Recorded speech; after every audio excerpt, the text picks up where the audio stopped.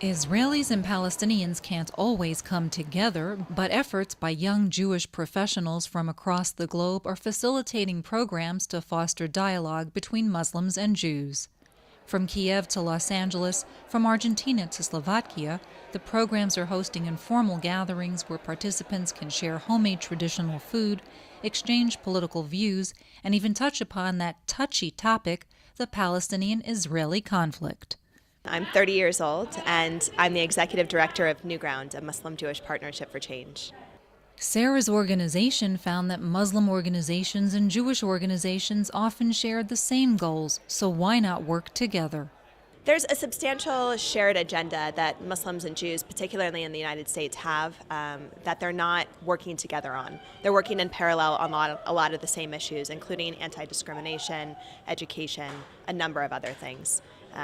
And what we're trying to do at New Ground is create a generation of leaders who are able to not only build the relationships, to just make it easier for Muslims and Jews to talk together, but also to build the collaboration and work together on that shared agenda.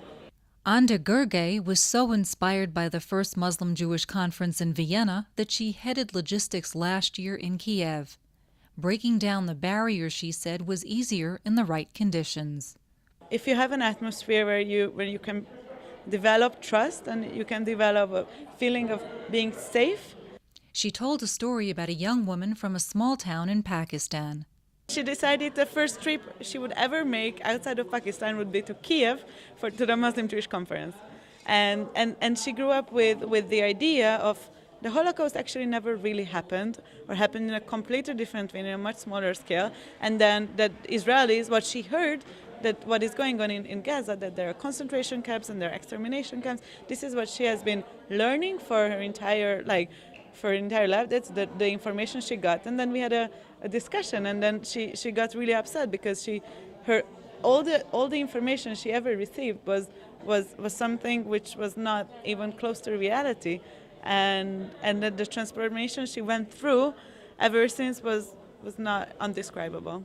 Sometimes the best way to communicate is over an informal dinner with the aim of creating a network that can develop and expand, a sort of face-to-face Facebook. I actually started hosting Jewish dinners for non-Jews. These were my friends, and it just was such an amazing experience because people were so interested in just coming and learning and just meeting each other. And then after traveling and going to Egypt and the US and just meeting all these Muslim people, I really wanted to bring that whole idea and combine these both things in Argentina.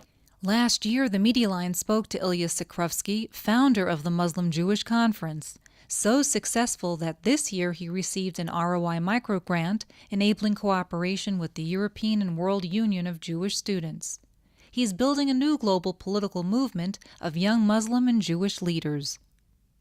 While the focus of many of the discussions revolves around common interest, the dialogue also touches upon the volatile Israel-Palestinian conflict. We do address Israel-Palestine and the conflict, but what we don't do is we don't start with it, and we don't end with it. People come together, they try to hash out the issues, they become very frustrated, they don't have the tools to do so effectively, and in general, it creates that tension that makes people stop talking about the other issues that we have in common. Ilya is looking forward to this year's conference to be held in Slovakia. As for Sarah, with our programming, we've reached about 1,500 or 1,600 people in the last year.